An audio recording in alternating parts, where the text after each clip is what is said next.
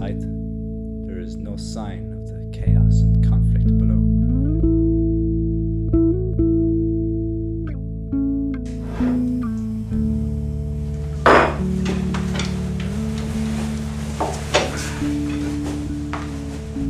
Goodbye, Val. I give my love to Irina when she wakes up.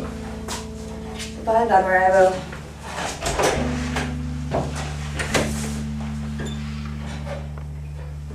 I love you.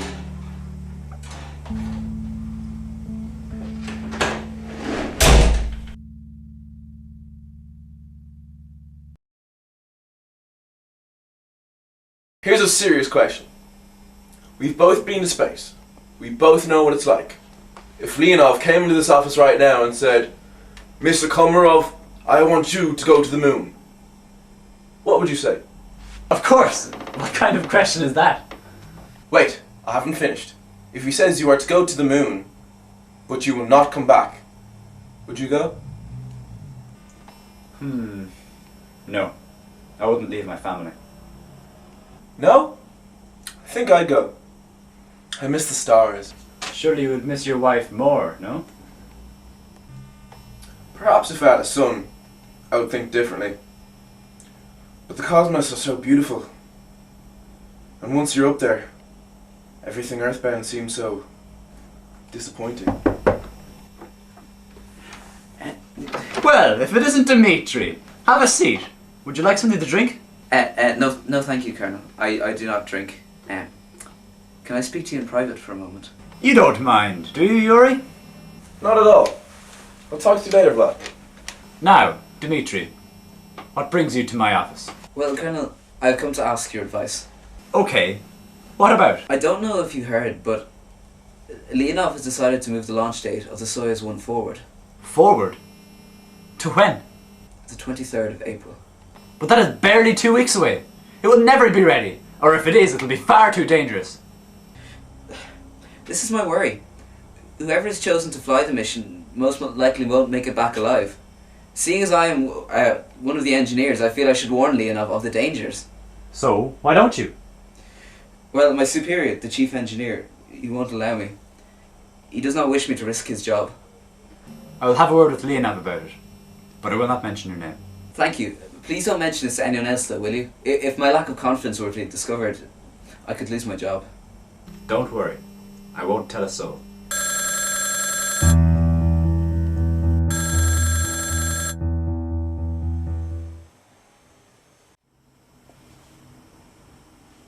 When I was 11, my father bought me a pair of white boots.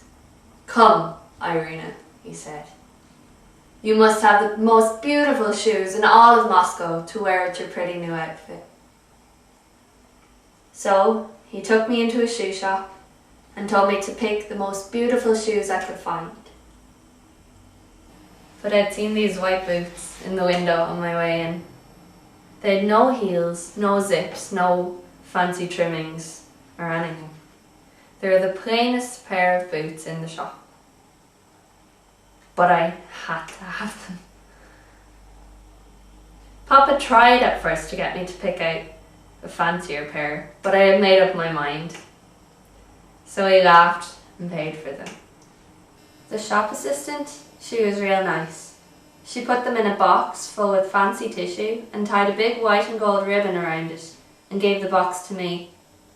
I really appreciated that she gave the box to me, not Papa. It made me feel important and grown up.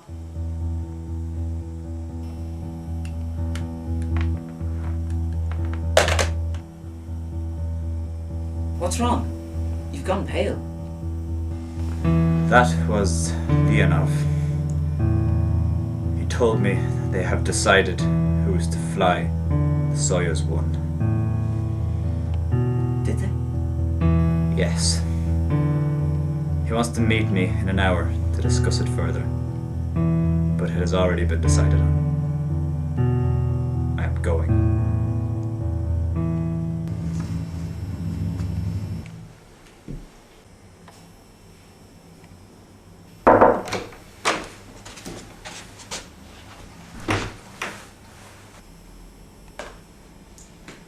Good afternoon, Colonel. How do you feel about being part of this glorious mission? Are you pleased? With all due respect, General, I am not pleased. I have been speaking to the engineers and technicians. They are very worried about the flight's readiness, and so am I. This is a glorious opportunity to be part of the most audacious mission the world has seen for years. I would pay little heed to those engineers and technicians and their idle tongues. Nevertheless, sir, I say I share their viewpoint. They feel it will be best to delay the launch until such time as the Soyuz 1 is ready to fly. Need I remind you that I am in charge here? I decide when the mission is ready to commence, and I have decided that it shall be ready on April the 23rd. You wouldn't say that if you had to fly it. What did you say? I said you wouldn't say that if it was you who had to fly this tin can. Why can't you delay it?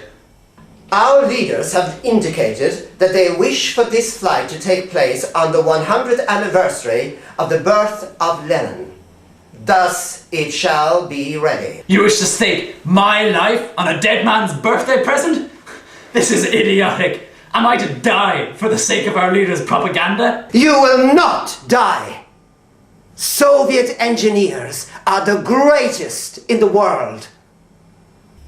I will streak to the earth like a falling star and be dashed into a million pieces against the face of the Soviet Union.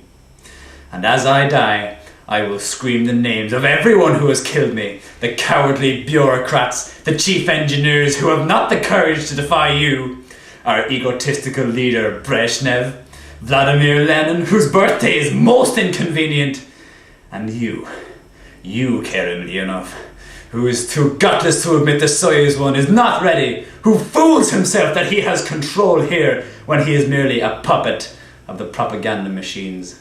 You, Leonov, you are chief orchestrator of my death, and I will curse you even as my body is scattered across all of Mother Russia. Enough! If a soldier were to deliver an outburst like this to my face, I would personally put a bullet in his head. I would not expect disrespect like this from a fellow general, let alone a colonel. But I will give you a choice. If you are too cowardly to fly a rocket, then Yuri Gagarin can take your place. I wanted to wear my boots straight away, but Papa said I had to save them till the next day, until this press conference he had to go to. On the way there, Yuri took a photo of me, Papa and Mama. Papa took it into space with him. I still have it today.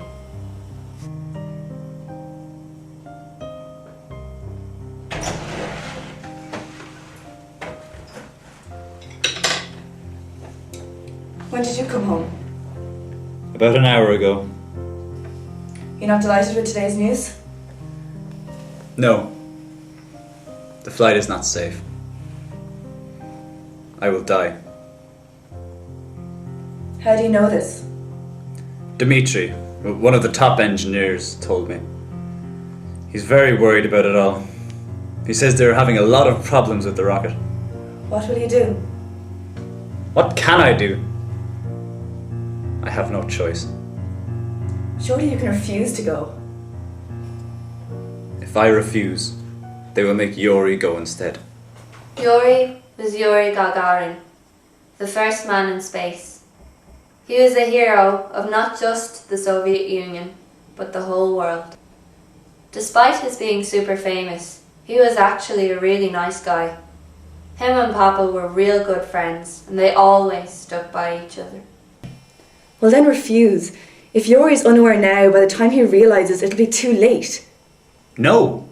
I could never live with myself knowing another had died in my place. I couldn't. But what about me? What about your daughter? He doesn't have as much to lose as you. He doesn't have children. He told me today that he would dearly like a son.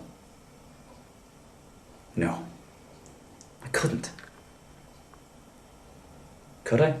I remember taking Irina to buy new shoes. I told her she could have any she liked, but she had to have the plainest pair of white boots in the whole shop. Still, when she put them on and went running around in the park, she looked so happy with herself and her new clothes. She had a little fluffy hat pulled down tight over her ears, a miniature handbag on her arm, and a long scarf, white as snow, trailing wildly behind her as she ran and jumped and laughed. I can see her now, when Val told her that her papa was dead. How the tears would begin to run down her face, how they would splash all over her white boots and ruin them with big, ugly water stains. I don't know how I ever left her.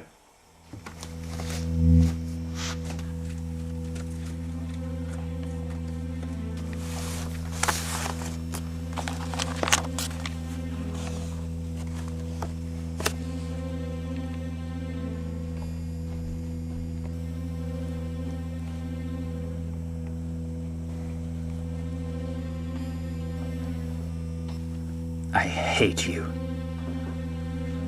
Do you remember that press conference we went to last year and you took your family along? Yes. Why? Well, I remember you three all looked so happy that I decided to take a picture. Do you remember that, Vlad? Yes, I do. Why are we talking about this? Well, I found that photo last night, so I framed it and brought it in, but I've forgotten it. I need to talk to you seriously for a moment, Yuri.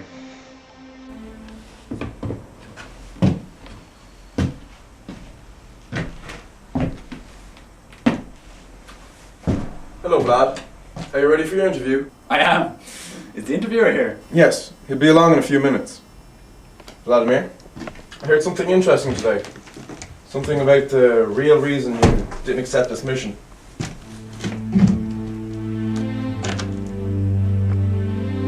You did? Yes. You said you refused to go because of the doctor's reports on your heart condition. But I heard the real story. I heard that the doctors faked your heart condition. I heard you thought I deserved it more. Is this true? What? What? Oh, yes, it is. Vladimir, thank you. I've never had such a good friend as you. Not at all, Yuri. It was nothing. That day when we were talking about going to the moon, where you said you would die to be there, that really left an impression on me. Vlad, I really appreciate the sacrifices you've made for me, and I want to thank you. I was talking with my wife, and we both agree that it would be appropriate to name our first son after you, when we have children.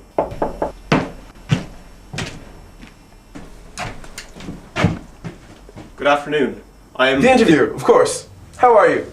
I'm very well, thank you. Before we begin this interview, I'd like to take some photographs for the cover story. The cover story? How shall we stand?